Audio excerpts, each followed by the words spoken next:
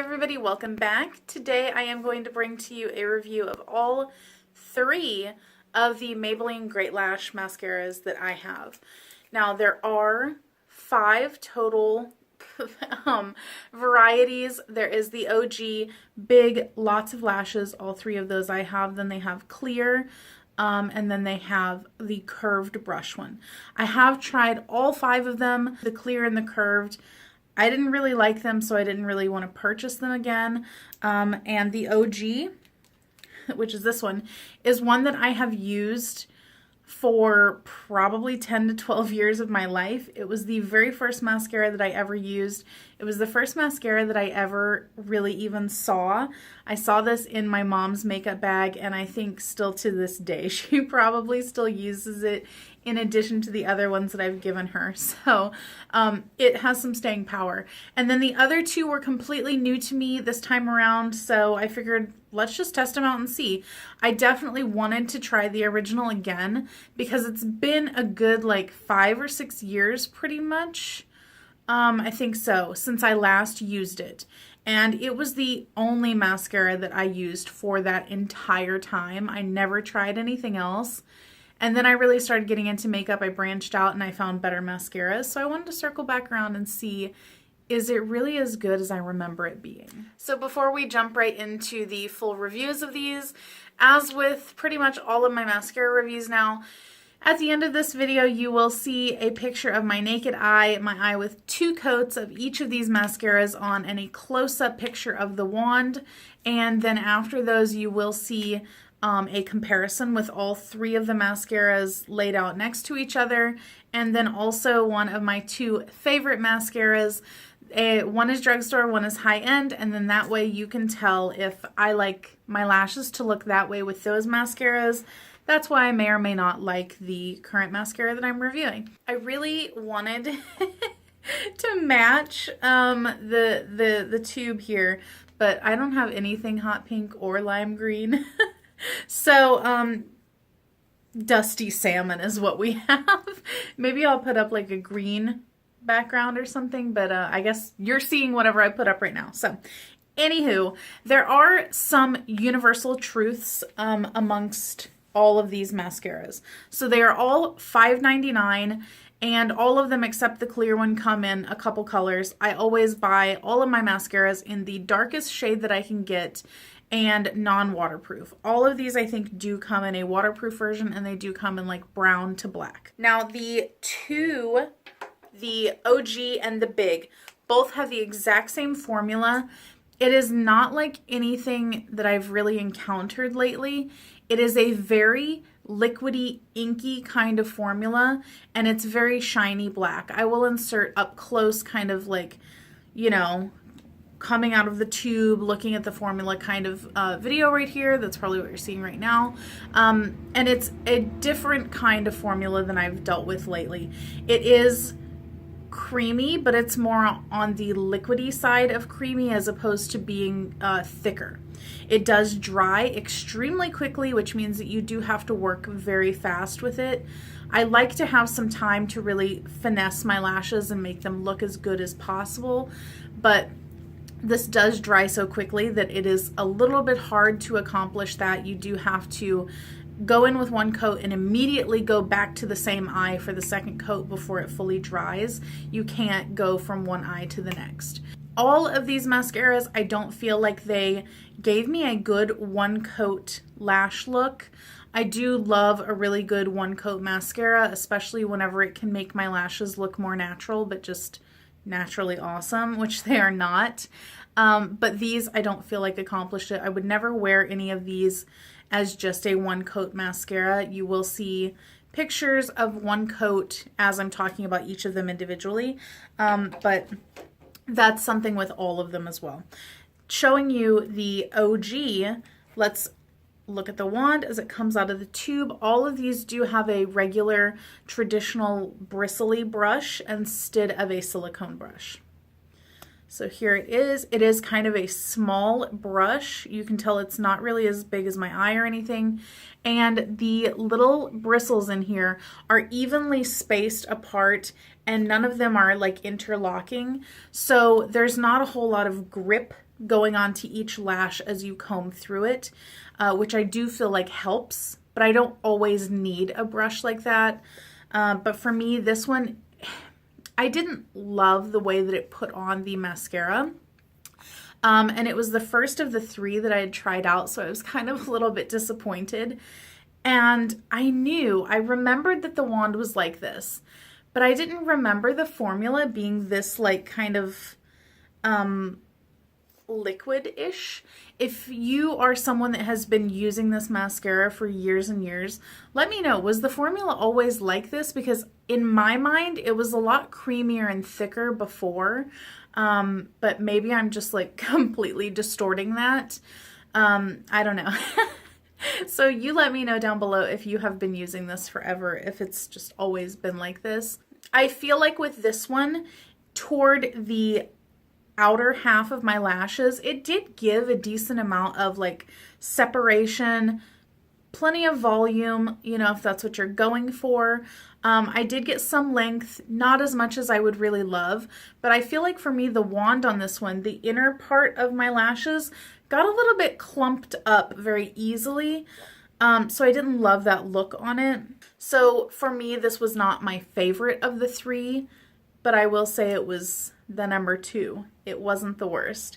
So let's go on to the second one that I tried, which was the Big. Exact same formula as the first one, but the wand is big. Let's show it coming straight out of the tube. It is gigantic. Like you can't even see my eye there. Let me just compare it for you real quick here. The big one is at least 3 times as large as the original one. And looking at it, it is pretty much the exact same type of brush, just fatter overall. However, I will say that the bristles on this one do have a little bit more splay to them. So you can grab your lashes a little bit easier because there is just that little bit of kind of like feathering at the end of them. But actually, this brush was not as easy to use as I thought it would be. And because I do have hooded eyes, you know, this upper part does touch my top lashes if I'm not real careful whenever putting on mascara. I usually always get a couple dots of mascara. It's easy to wipe off with a Q-tip though, but this one did get a little bit messy whenever I was in a hurry, so I do have to make sure to really be careful whenever using this one. So if you have hooded lashes, if you have hooded eyes, this may not be the one for you just because of the slight messiness factor. And since it is exactly the same as the OG, if you're between the 2 of those, I would go with the OG if you have hooded eyes. Now this one, I feel like got a lot clumpier because of the brush. It was not my favorite. It was actually my least favorite of all 3 of them to use, just because I did not love the way my lashes looked at all. It was too clumpy. There wasn't enough separation. It was very voluminous. So if that's the kind of look that you want, is a very volumized look, then this may be perfect for you, especially if you don't have hooded lids. So again, it's going to be one of these kind of reviews where these may work for you, they may not. So I'm going to give you all the information and you just figure out for yourself whether you would want to try them or not. But for me, the Big was not the best. And then the final one is Lots of Lashes. This actually turned out to be my favorite, with a caveat. I thought that based on the brush, I would not love this one at all because it is a weird looking brush. What is this? You know, like you have very long bristles up here tapering to extremely tiny, and the ones at the top are so tiny that it's like they might as well not even be there, because I feel like they're so small that they can't even really grab onto the inner lashes very well. So while I didn't love the way that the brush performed, I actually feel like this brush did perform better than the other 2. And now that I've already told you that all of those wands were non-silicone. I forgot. This one is a silicone brush. So it does have the little flexible silicone thingies here. So it does differ from the other one. Another way that this differs from the other two is that the formula on this one is significantly less liquidy. It's much more creamy, like a traditional mascara, like I would assume most mascaras are, that I have encountered at least. It's also a matte black instead of being that shiny black whenever it comes out of the tube, which you will see up close how that looks as well.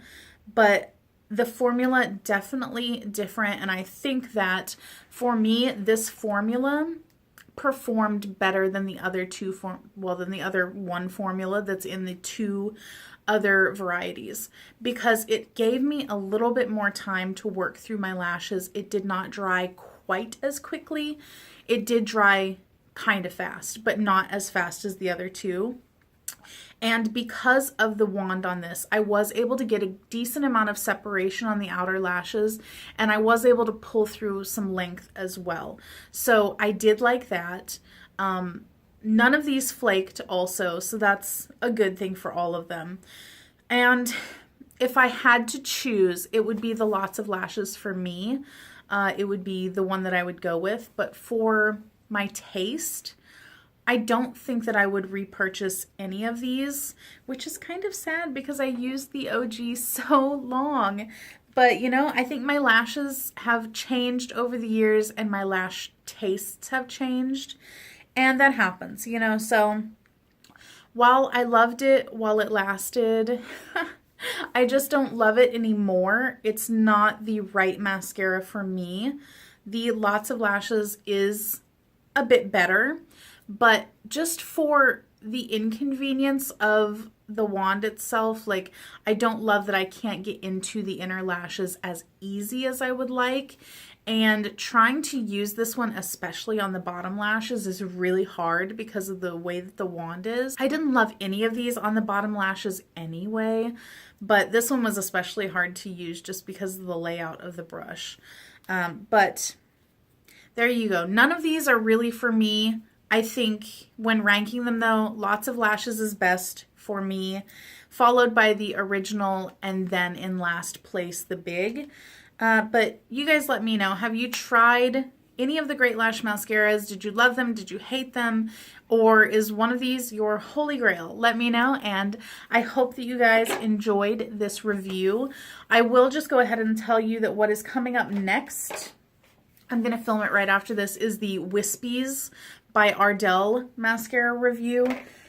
And what I'm wearing today is the Essence Lash Princess. This is the one in the green tube, the False Lash Effect. I know it looks purple on your screen right now. And then after those, I am doing the Ulta. I have the Plush Drama and the Maximum Lashes. I'm going to start testing those out tomorrow. And then bring you a review in a couple weeks. I will film that. And then I also have a couple Lancome mascaras that I got in subscription boxes, so I figured I'll just review both of those in one video as well. The Monsieur Big and the Hypnose Drama. I'm going to do both of those. And then I have the matching primer to one of my favorite mascaras, the Catrice Glam & Doll primer. I'm going to try that out and see how it is. And then also the Flower Warrior mascara. So that's everything that I have up on my plate to start testing out and bringing you reviews for. I would probably say I will cycle through all of those and get reviews up for them within the next like maybe 2 months, spaced throughout, you know, so because it takes me a while, you know, to really review them and stuff. So that is it. I hope that you guys enjoyed the review. I hope that it helped you make a decision on whether you would like to try any of these, and I will catch you next time. Bye.